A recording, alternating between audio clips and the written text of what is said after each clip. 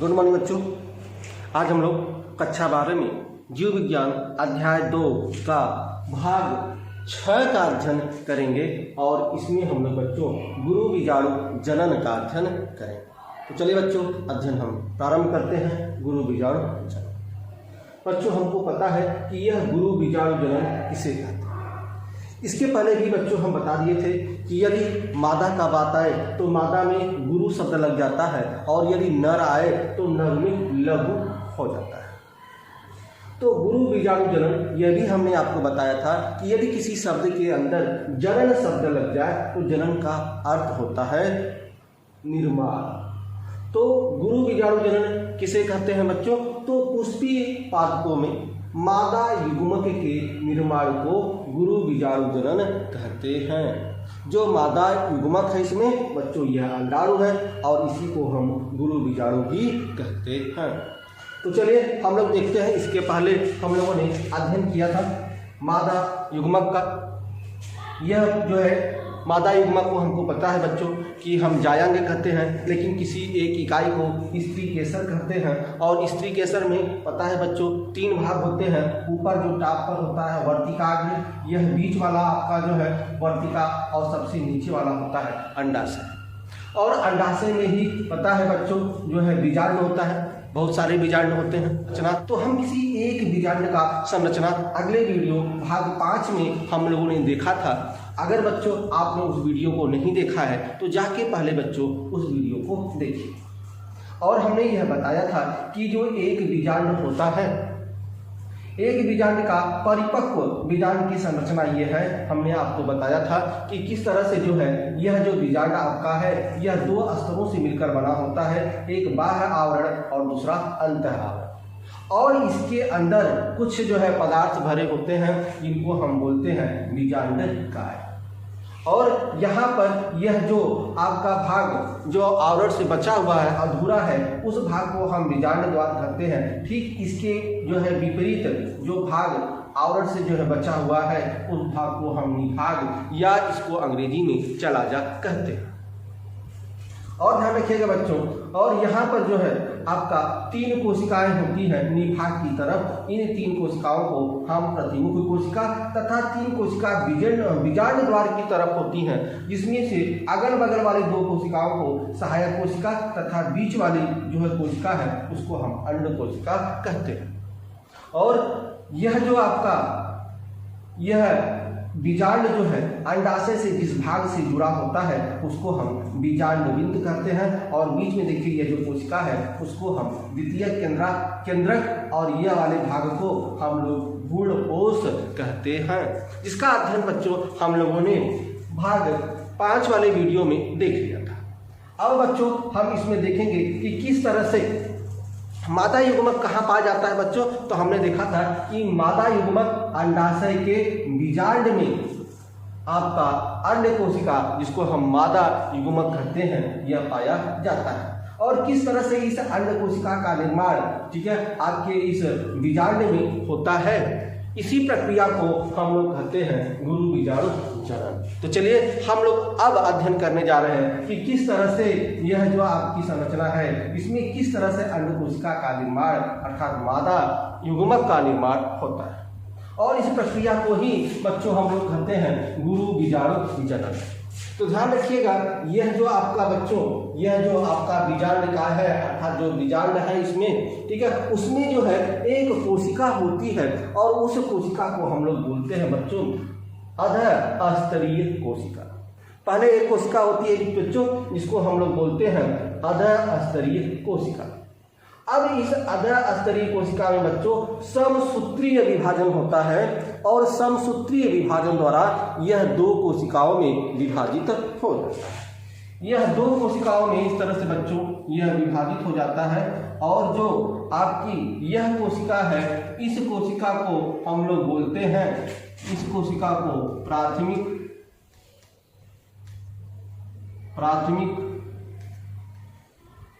बीजाणु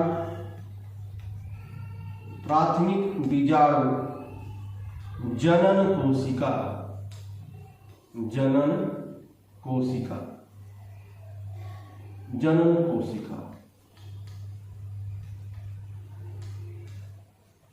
और यह वाला जो कोशिका है बच्चों, ठीक है, इस कोशिका को हम लोग कहते हैं, यह वाली जो कोशिका है इस कोशिका को हम लोग कहते हैं प्राथमिक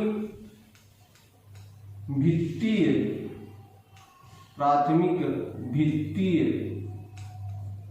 कोशिका। प्राथमिक भित्तीय कोशिका। ध्यान रखिए बच्चों कि यह जो आपका बीजांड है, बीजांड में आपका क्या होता है, एक कोशिका होती है जिसे हम अधः स्तरीय कोशिका कहते हैं। यह अधः स्तरीय कोशिका में समसूत्री विभाजन होता है और समसूत्री विभाजन द्वारा दो कोशिकाओं का निर्माण होता है। एक कोशिकाओं को बोलते हैं प्राथमिक बीजाणु जनन कोशिका और दूसरी कोशिका को बोलते हैं प्राथमिक भित्तीय कोशिका।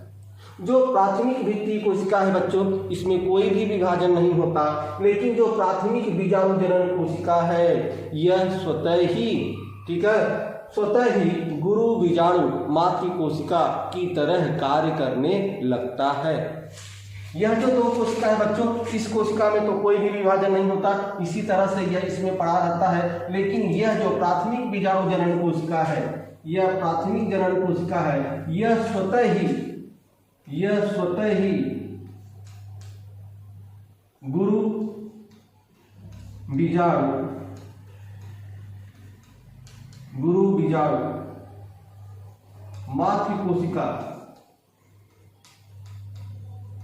मातृ कोशिका की तरह कार्य करने लगता है, की तरह कार्य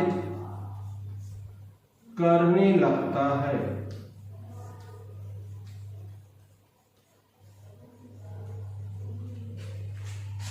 ठीक है बच्चों, यह जो प्राथमिक बीजाणु जनन कोशिका है यह क्या करता है, स्वतः ही, यह जो कोशिका है यह स्वतः ही गुरु बीजाणु मातृ कोशिका की तरह कार्य करने लगता है। इसमें कोई विभाजन नहीं होता बच्चों। यह जो आपका अधः स्तरीय कोशिका है, जो समसूत्री विभाजन द्वारा दो कोशिकाओं का विभाजन हुआ, तो जो आपका प्राथमिक भित्तीय कोशिका है उसमें कोई भी विभाजन नहीं होता, कोई भी परिवर्तन नहीं होता। ठीक इसी तरह से इस बीजांड में पड़ा रहता है। लेकिन जो दूसरा है प्राथमिक बीजाणु जनन कोशिका, इसमें विभाजन तो नहीं होता बच्चों, लेकिन यह स्वतः ही यह गुरु बीजाणु मातृ कोशिका की भांति कार्य करने लगता है। और यह जो आपका गुरु बीजाणु मातृ कोशिका की तरह जब यह कार्य करने लगता है तो इसमें होता है अर्धसूत्रीय विभाजन। इसमें बच्चों होता है अर्धसूत्रीय विभाजन, इसमें होता है अर्धसूत्रीय विभाजन, अर्धसूत्रीय विभाजन। यह जो आपका गुरु बीजाणु मातृ कोशिका है बच्चों, इसमें अर्धसूत्रीय विभाजन होता है और अर्धसूत्रीय विभाजन द्वारा हमको पता है बच्चों कि यह चार कोशिकाओं का निर्माण करता है। 1, 2, 3 और ये चार कोशिका का निर्माण करता है। ठीक है, तो अर्धसूत्रीय विभाजन द्वारा चार कोशिकाओं का निर्माण करता है, जिसमें से 3 कोशिकाएं निष्क्रिय रहती हैं। 3 कोशिकाएं निष्क्रिय होती हैं, लेकिन एक कोशिकाएं जो है वह सक्रिय होती हैं। इसको हम लोग बोलते हैं सक्रिय गुरु बीजाणु कोशिका। ठीक है, यह होता है सक्रिय बीजाणु कोशिका। तो यह जो कोशिका है बच्चों, जो सक्रिय गुरु बीजाणु कोशिका है, अब इसमें होता है समसूत्रीय विभाजन। अब इसमें होता है समसूत्रीय विभाजन।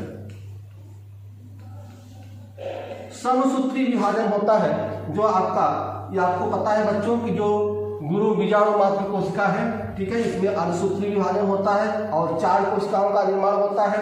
इन 4 कोशिकाओं में 3 कोशिकाएं निष्क्रिय हो जाती हैं, एक कोशिकाएं सक्रिय होती हैं। जो कोशिका सक्रिय होती है, ठीक है, यह सक्रिय गुरु बीजाणु कोशिका है और यह कोशिका में समसूत्रीय विभाजन होता है और समसूत्रीय विभाजन द्वारा इस 2 कोशिकाओं का निर्माण करता है। कितनी कोशिकाओं का निर्माण करता है? 2 कोशिकाओं का निर्माण करता है। और एक कोशिका जो है आपका निभाग की तरफ और दूसरी कोशिका बीजांड द्वार की तरफ होते हैं।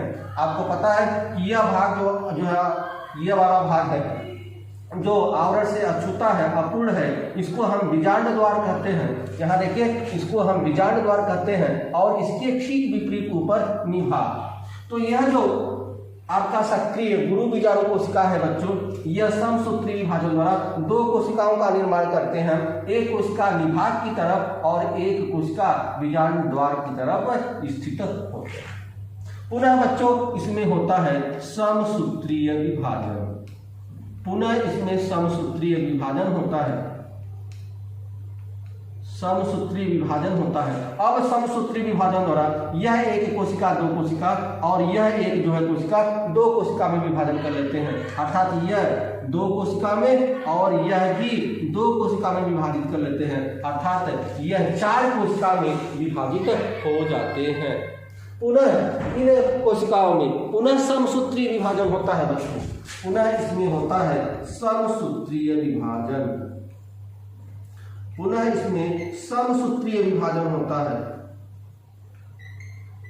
और समसूत्री विभाजन द्वारा यह दो कोशिका चार कोशिका और यह भी दो कोशिका चार कोशिका कुल 8 कोशिकाओं का निर्माण होता है। इस तरह से 1 2 3 4 कोशिका इधर ऊपर की तरफ और 1 2 3 4 यह 4 कोशिका नीचे की तरफ, अर्थात 4 4 8 कोशिकाओं का निर्माण हो जाता है। अब क्या होता है कि इस 4 कोशिका में से, ठीक है, जो आपका निभाग की तरफ है, निभाग वाला जो 4 कोशिका है इसकी तरफ से एक कोशिका निकलकर केंद्र में आ जाता है। ठीक उसी तरह से जो 4 कोशिकाएं बीजांड द्वार की तरफ है इसमें से एक कोशिका निकलकर केंद्र की तरफ आ जाता है। तो ध्यान रखिएगा, इन 4 कोशिका में से एक कोशिका यहाँ से निकलकर केंद्र में आ जाता है और इसमें से भी एक कोशिका निकलकर केंद्र में आ जाता है। और ऊपर जब 4 में से एक कोशिका केंद्र में आ गया तो ऊपर कितनी कोशिका बचेगा बच्चों? तो ऊपर आपकी 3 कोशिकाएं बचेगा और नीचे भी आपकी इस तरह से 3 कोशिकाएं बनेगी। ठीक है, तो इस तरह से यहाँ पर यह भ्रूणकोश का निर्माण हो जाता है और यही जो 3 कोशिकाएं हैं निभाग की तरफ, इस कोशिका को हम लोग बोलते हैं प्रतिमुख कोशिका, प्रतिमुख कोशिका। और यह जो आपका 3 है इसमें से अगल बगल वाली जो कोशिका है इसको हम लोग बोलते हैं सहायक कोशिका, सहायक कोशिका, यह सहायक कोशिका है। और जो बीच में है बच्चों इसी को हम लोग बोलते हैं अंड कोशिका, इसी को बच्चों हम लोग बोलते हैं अंड कोशिका। और यही जो अंड कोशिका है बच्चों यही होता है मादा युग्मक, अर्थात हमने मादा युग्मक का निर्माण कर लिया। इसी मादा युग्मक के निर्माण को ही हम लोग गुरु बीजाणु जनन कहते हैं। तो किस तरह से देखिए मादा युग्मक का निर्माण हुआ और यह जो बीच में होता है, ठीक है, इसको हम लोग बोलते हैं भ्रूणकोश, यह होता है भ्रूणकोश। ठीक है बच्चों, तो इस तरह से हमने देखा कि किस तरह से अंड कोशिका का निर्माण जो है, मादा जो है युग्मक का निर्माण होता है। इसी पूरी प्रक्रिया को हम लोग गुरु बीजाणु जनन कहते हैं। ठीक है, तो यही बच्चों गुरु बीजाणु जनन रहा। ठीक है, थोड़ा सा इसको अगर हम चार्ट के द्वारा अगर हम समझे तो चार्ट के द्वारा अगर हम समझे, हमने एक फिगर के द्वारा समझे किस तरह से एक एक स्टेप मैंने समझा कि किस तरह से जो है गुरु बीजाणु जनन प्रक्रिया द्वारा, ठीक है, आपका मादा युग्मक अर्थात अंड कोशिका का निर्माण होता है। और यह एक परिपक्व बीजांड का निर्माण यहाँ हमने दिखाया कि किस तरह से इस तरह से निर्माण होता है। 3 कोशिका जो है प्रतिमुख कोशिका होती है और यह जो 3 है अगल बगल की कोशिका है सहायक कोशिका और बीच में अंड कोशिका होती है। तो किस तरह से इसका निर्माण हुआ हमने एक प्रक्रिया द्वारा जो है यह बताया कि किस तरह से अंड कोशिका का निर्माण होता है। तो यदि हम इसको एक चार्ट के द्वारा समझें तो बच्चों ध्यान रखिए कि जो आपका बीजाणु है इसमें पहला क्या होता है, पहले होते हैं अध स्तरीय कोशिका, पहला होता है अध स्तरीय कोशिका, अध स्तरीय कोशिका। जो अध स्तरीय कोशिका है बच्चों, ठीक है, इसमें समसूत्रीय विभाजन होता है और समसूत्रीय विभाजन द्वारा हमने देखा इसमें 2 कोशिका का निर्माण होता है और एक जो कोशिका है इसको हम प्राथमिक बीजाणु जनन कोशिका। ठीक बच्चों, अब हम इसको ग्राफ द्वारा समझने की कोशिश कर रहे हैं बच्चों। यहाँ पर हम ग्राफ द्वारा समझने की कोशिश कर रहे हैं कि जो है आपका ध्यान रखिए कि जो आपका बीजांड है, ठीक है, जो बीजांड का है उसमें एक कोशिका होती है जिसको हम अधः स्तरीय कोशिका कहते हैं। अधः स्तरीय कोशिका में समसूत्रीय विभाजन होता है, समसूत्रीय विभाजन होता है और इस समसूत्रीय विभाजन द्वारा दो कोशिकाओं का निर्माण करते हैं। पहला होता है प्राथमिक बीजाणु जनन कोशिका और दूसरा होता है प्राथमिक वित्तीय कोशिका। जो प्राथमिक वित्तीय कोशिका है बच्चों, इसमें कोई भी परिवर्तन नहीं होता, यह उसी तरह से इस बीजांड में होता है, कोई परिवर्तन नहीं होता। लेकिन जो प्राथमिक बीजाणु जनन कोशिका है बच्चों, यह स्वतः ही, इसमें देखेंगे, इसमें यह स्वतः किसकी भांति कार्य करने लगता है? यह स्वतः ही गुरु बीजाणु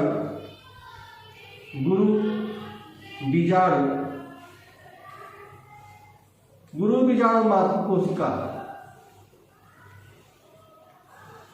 गुरु बीजाणु मातृ कोशिका की तरह यह जो आपका प्राथमिक बीजाणु जनन कोशिका है यह कार्य करने लगता है, स्वतः कार्य करने लगता है। इसमें कोई विभाजन नहीं होता। जो प्राथमिक बीजाणु जनन कोशिका है इसमें कोई विभाजन नहीं होता, बल्कि यह स्वतः ही गुरु बीजाणु मातृ कोशिका की भांति कार्य करने लगता है। और इसके बाद इसमें होता है अर्धसूत्रीय विभाजन। इसके बाद बच्चों इसमें होता है अर्धसूत्रीय विभाजन होता है, इसमें अर्धसूत्रीय विभाजन। और अर्धसूत्रीय विभाजन के दौरान, ठीक है, यह 4 कोशिकाओं का निर्माण करते हैं। यह 4 कोशिका, 1, 2, 3 और 4, यह 4 कोशिका का निर्माण करते हैं। और इन 4 कोशिका में जो है 3 तो निष्क्रिय हो जाता है, 3 कोशिका निष्क्रिय हो जाता है और यही जो एक कोशिका है, यही कोशिका सक्रिय कोशिका होती है। यही कोशिका सक्रिय गुरु बीजाणु, सक्रिय गुरु बीजाणु कोशिका होती है ये,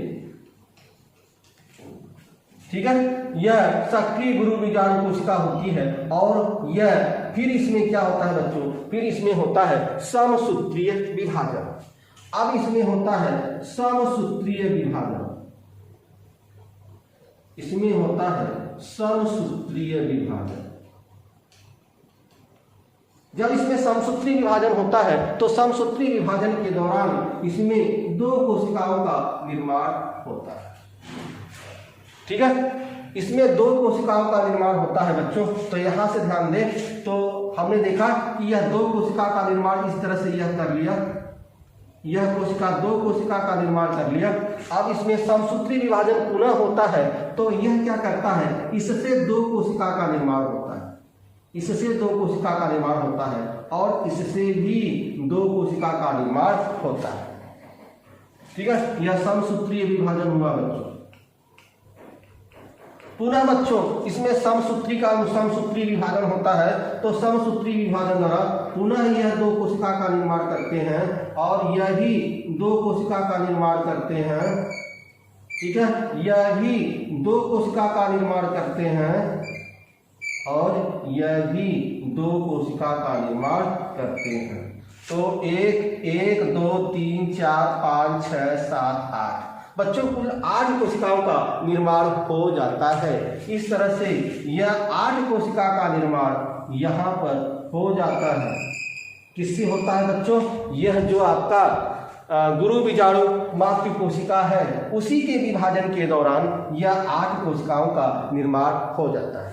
और यह जो 1, 2, 3, 4 यह जो 4 कोशिकाएं हैं, यह जो 4 कोशिकाएं और यह जो 4 कोशिकाएं, यह जो 4 कोशिकाएं हैं यह निभाग की तरफ होते हैं, निभाग की तरफ। और यह 4 कोशिकाएं किसकी तरफ होता है बच्चों? बीजांड द्वार की तरफ होते हैं। यह बीजांड द्वार की तरफ होते हैं। और इन 3 में से, इन 4 में से एक कोशिका निकलकर केंद्र में आ जाता है और इसमें से भी एक कोशिका निकलकर केंद्र में आ जाता है और ऊपर का जो 3 कोशिकाएं हैं वह निभाग की तरफ आ जाते हैं। यहाँ 3 कोशिकाएं इस तरह से निभाग की तरफ आ जाते हैं, ठीक है। तो इस तरह से देखेंगे कि यह जो 3 कोशिकाएं हैं जो निभाग की तरफ है, इन्हीं कोशिकाओं को हम लोग प्रतिमुख कोशिका कहते हैं।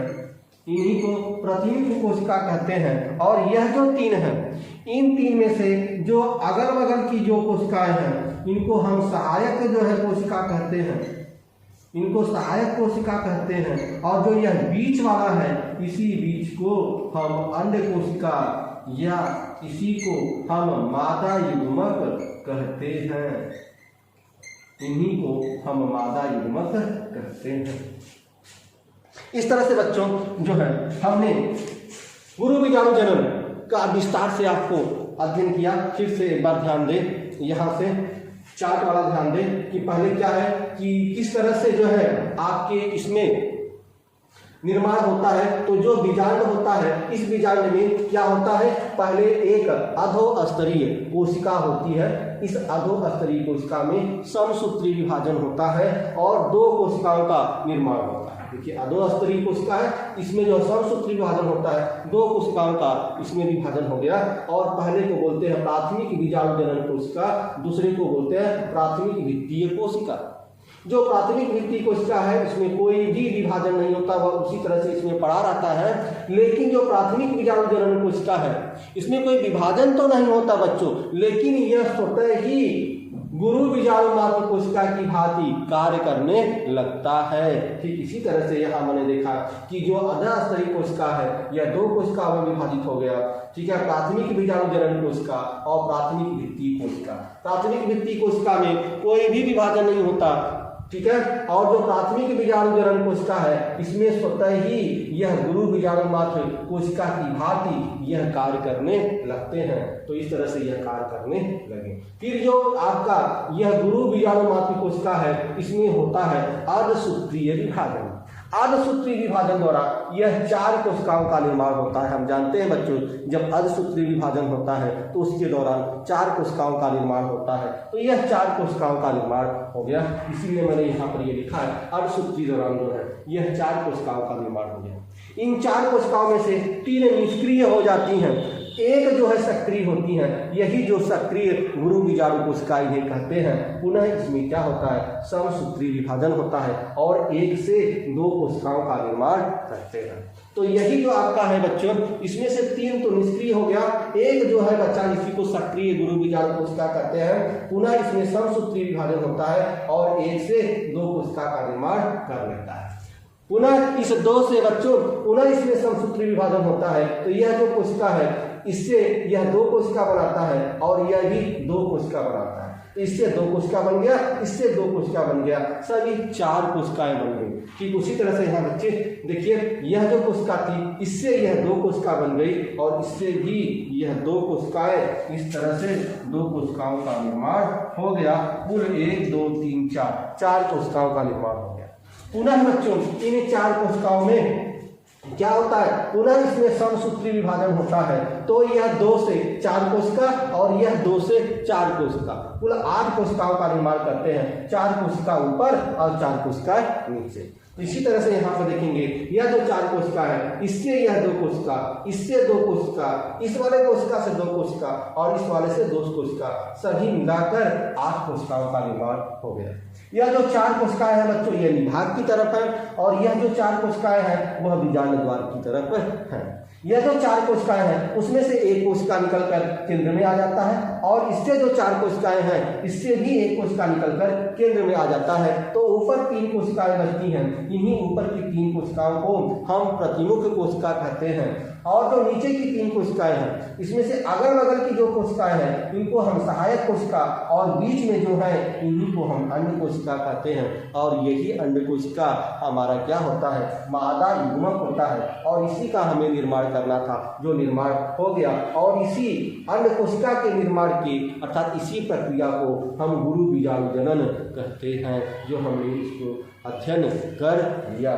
तो इस तरह से यहाँ देखेंगे कि जो है यह जो है 4 में से एक अंदर आ गया, यह भी 4 में से एक अंदर आ गया। तो इस तरह से 3 ऊपर 3 नीचे, ऊपर वाले को प्रतिमुख कोशिका और नीचे वाले को दोनों को सहायक कोशिका, बीच को अंड कोशिका और यही मादा युग्मक है। अर्थात हमने मादा युग्मक का निर्माण कर दिया और इसी को ही गुरु बीजाणु जनन कोशिका कहते हैं।